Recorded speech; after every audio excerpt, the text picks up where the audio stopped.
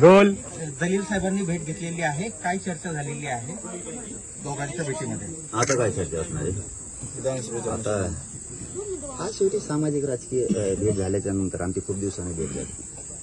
Hospital आले होते पुन्हा एकदा साधक बाधक चर्चा राजकारणावर समाजकारणावर. आता सध्या मैदानच की रेड असतो जसं वारा असं तसं सध्या सुरू असतं. झाली चर्चा. काय चर्चा साधक बाधक नेमकं सांगितलं तुम्ही सगळं खेळ सांगितलं. 2 ते 1 दिवस थांबा राहू दे. नेमकं थोडंसं राजकारणात म्हणलं जातं बाबा ते काही पत्ते हुकमी पत्ते ते ओपन करायचे नाही, ते वेळेवर टाकायचे असते. नुसतं चेस खेळ नुसतं मांडून चालत नाही, ते खेळता यायला पाहिजे. या खेळात तुम्ही एकत्र असणार ते मग काही होऊ शकतं. सामान्य जनतेसाठी काही होऊ शकतं. सामान्य जनतेसाठी काही पण होऊ शकतं. आमच्यासाठी नाही. आमच्या स्वस्वार्थासाठी किंवा आमदार होऊन खासदार होऊन पुढं राजकारण करायसाठी नाही जायचं. सामान्याच्या अन्यायाला वाचा फोडण्यासाठी जर जायची वेळ येणार असेल काही होऊ शकतं. का नाही होऊ शकत? ओके. लेपल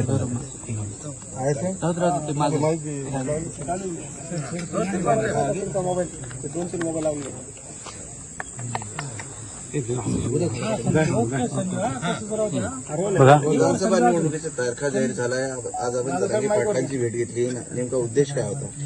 मी जरांगे पाटील साहेबांना 2दा हॉस्पिटलमध्ये जाऊन भेटलो होतो. इथेही जेव्हा त्यांचं आंदोलन सुरू झालं होतं इथेही आलो होतो आणि त्यावेळी मी एक गोष्ट सांगितली होती की आपण जेव्हा हे घोषणा देतो 1 मराठा लाख मराठा, तर त्यावेळी मी सांगितलं होतं की 1 मराठ्यांनी पूर्ण महाराष्ट्रामध्ये कशा गाजवलेलं आहे. सगळे लाख मराठा रस्त्यावर आले तर काय हो. तर ते सत्य झालेलं आहे आणि मी जरांगे पाटील साहेबांचा सुरुवातीपासून फॅन आहे या कारणाने की एक छोटासा गावाचा एक सामान्य माणूस आपल्या समाजाच्या हितासाठी जेव्हा त्याची प्रामाणिकता लोकांना कळतं तर सगळं समाज त्याचा मागे कसा येतो त्याचं एक ज्वलंत उदाहरण म्हणजे जरांगे पाटील साहेब आहे. आणि ते आपल्या भूमिकेवर ठाम आहे की कधीही त्यांनी आपली भूमिका बदललेली नाही आहे. ते आपल्या समाजासाठी लढत आहे. आज चांगली गोष्ट हे आहे की त्यांनी आम्हाला जेव्हा हे कळलं की सगळं आता निवडणूक जवळ आलेली आहे आणि जरांगे पाटील साहेबांचे आम्ही हे ऐकलं होतं की तेही निवडणूक लढणार आहे. त्यांचं म्हणजे त्यांच्या वतीने काही लोक निवडणूक लढणार आहे. तर त्या अनुषंगाने आणि आज जे समाजामध्ये जे चाललेलं आहे त्याच्या बाबतीत चर्चा करण्यासाठी आम्ही आलो होतो. चाय पीने के ऊपर चाय के ऊपर चर्चा करने के लिए चाय भी पिए, यहाँ पे बातचीत भी की है उसमें.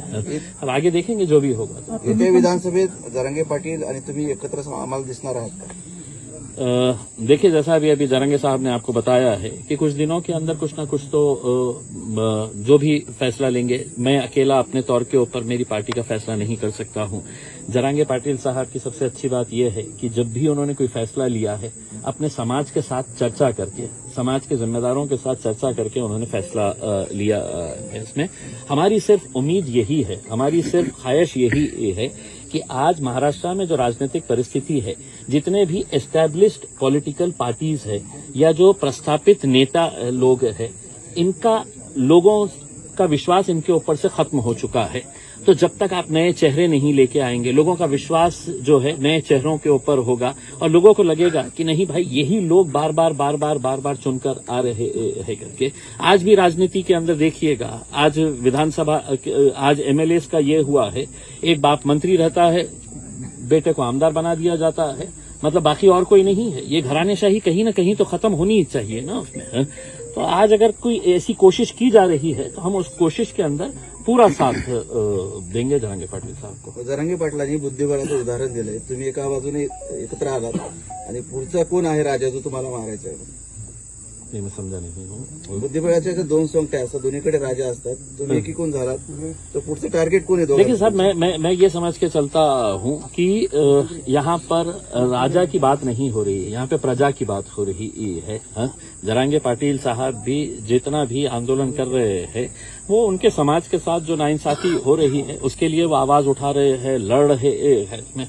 हमें तो ये बात समझ में नहीं आती है. मैं विधानसभा के अंदर जब आमदार था उस वक्त एक भाषण किया था और मैंने मैंने ये बताया था कि अगर भाजपा तैयार है, शिवसेना तैयार है, कांग्रेस तैयार है, एनसीपी तैयार है, समाजवादी तैयार है, हम तैयार है, तो क्या वजह है कि इसके अंदर रुकावटें लाई जा रही है करके। देखिए, बोलना कुछ और करना कुछ, ये राजनीतिक पार्टियों के बड़े बड़े नेताओं की आदत बन चुकी थी। अब ये जब से आए हैं तो ये सबकी पोल खोल रहे हैं, सबको उधेड़ रहे हैं, तो अब सब परेशान हैं इनकी वजह से। इनका मकसद यही है कि मेरे समाज के साथ इंसाफ करो, हम भी यही कि चाहते हैं कि साहब हमारे समाज के साथ भी कुछ इंसाफ होना चाहिए करके। और जब दो लोग का कॉमन गोल रहेगा, ऑब्जेक्टिव एक रहेगा उसमें, तो यकीनन इनके साथ लोग जुड़ रहे हैं, हम भी इनके साथ जुड़ेंगे। जरांगे पाटलांनी 14 उमेदवार आरक्षणाचा लढाला सुरू ठेवलाय. त्यांना आरक्षण भेटलं नाही. त्यांचा साफ दावा आहे की देवेंद्र फडणवीसांनी मराठा समाजाला फसवले. देखिए, मैं है तो अकेले सिर्फ देवेंद्र फडणवीस साहब के बारे में ये नहीं कहूंगा, मैं कहूंगा कि भारतीय जनता पार्टी की नीति जो है वो लोगों को समझ में आ चुकी है। कॉन्स्टिट्यूशनल अमेंडमेंट अगर करने का है, केंद्र सरकार के पास जाने का है, मैं तो आपको यहां तक ये कहता हूं कि उस वक्त नरेंद्र मोदी साहब ने यहां के एक बड़े नेता को बुलाकर ये कहा था कि ये आंदोलन मराठा समाज का किसी भी हालत के अंदर दिल्ली तक नहीं पहुंचना चाहिए करके, यहीं का यहीं इसको रखना चाहिए करके। तो उनकी नीति रही है ये, लेकिन अब वो एक्सपोज हो चुके हैं बहुत हद तक, जो है सबको समझ में आ रहा है कि इसके पीछे किसकी साजिश है, क्या षड्यंत्र रचे जा रहे हैं करके। कौन है? मैं तो आपको शुरुआत से ही कहा हूं ना, भारतीय जनता पार्टी है और उनके जितने भी है नीचे से लेके ऊपर तक, ये सभी लोगों की साजिश है। आपका अलायंस हो सकता है? देखिए, मैंने है तो आप सीधे तरीके से पूछ रहे हैं, मैंने आपको हर चीज का जवाब दे चुका हूं। अलायंस का मतलब क्या होता है? जब आप एक कॉमन गोल को हासिल करना चाहते हैं, और वो कॉमन गोल क्या है करके, समाज के अंदर अगर हमको परिवर्तन लेके आने का है, आज जो जाति धर्म के नाम के ऊपर जो घटिया राजनीति यहाँ पर देखने को मिल रही है, मुझे खुशी इस बात की है, मैंने जरांगे पाटिल साहब के तमाम ऐसे भाषण सुना हूँ, कहीं पर भी वो ये नहीं कहते हैं कि साहब ये समाज ने वो समाज के खिलाफ बोलना चाहिए, ये धर्म ने दूसरे धर्म के बारे में कुछ बात करना चाहिए। उनका एक गोल है, उनकी एक सोच है कि भैया हमको रहना सबको साथ में ही है करके। उसमें उन्होंने कितने उदाहरण अपने गांव के दिए हैं यहाँ पर कि उनके गांव के अंदर किस तरीके से अच्छा, लेकिन आज क्या वजह है कि महाराष्ट्र के अंदर जाति धर्म और मजहब की दीवारें खड़ी की जा रही है, उसको कहीं ना कहीं गिराना चाहिए। और वो कौन गिरा सकता है? जो एस्टेब्लिश लीडरशिप है उनसे हमारी उम्मीदें खत्म हो चुकी है, तो जो नई लीडरशिप डेवलप हो रही है, अगर वो प्रामाणिक है और जिसको मैं जरांगे पाटिल साहब के अंदर देखता हूं, तो मुझे भी ऐसा लगता है कि एक नई पहल हो रही है, क्यों ना हमें कोशिश करके देखें करके। जरांगे पाटिल की जो आंदोलन था उसका जो फायदा है मुस्लिम तबके के बच्चों को भी मिला है। हाँ, इस वजह से भी आप देख सकते हैं। देखिए, 100% मैं जैसा आपको ये बताया हूं ना कि जब फायदे मिलते हैं, किसको फायदा मिलना चाहिए साहब? जो सबसे गरीब लोग हैं। आज अगर आप बोलेंगे कि इम्तियाज जलील तुमको रिजर्वेशन चाहिएगा करके, तो इम्तियाज जलील को नहीं चाहिए, लेकिन मेरे समाज के अंदर भी जो गरीब लोग हैं, जिनकी आवाज कभी नहीं पहुंचती है, जो मजबूर है, जो बेसहारा है, तो वैसे लोगों के लिए ही ये लड़ाई जो है वो जरांगे पाटिल साहब ने शुरू की थी उसमें।